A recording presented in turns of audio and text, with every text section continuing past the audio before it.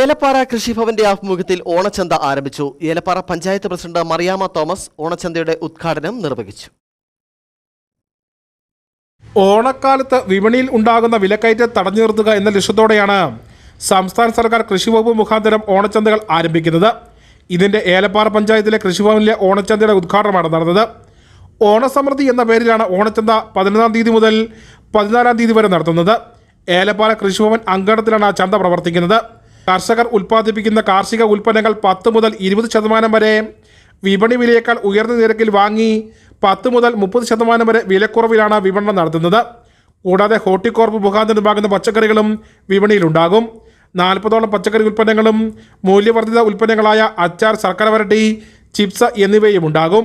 ചടങ്ങിൽ ഏലപ്പാറ ഗ്രാമപഞ്ചായത്ത് അംഗങ്ങൾ, കൃഷിവകുപ്പ് ഉദ്യോഗസ്ഥർ, കാർഷിക വികസന സമിതി അംഗങ്ങൾ, കർഷക സംഘം പ്രതിനിധികൾ, കർഷകർ തുടങ്ങിയവർ പങ്കെടുത്തു.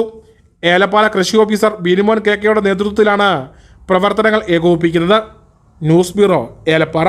ഇനി ലോ പ്രൈസിൽ ഹൈ റേഞ്ച് ഓണം. ഏറ്റവും പുതിയ കളക്ഷൻസ് ഏറ്റവും കുറഞ്ഞ വിലയിൽ. High range home appliances.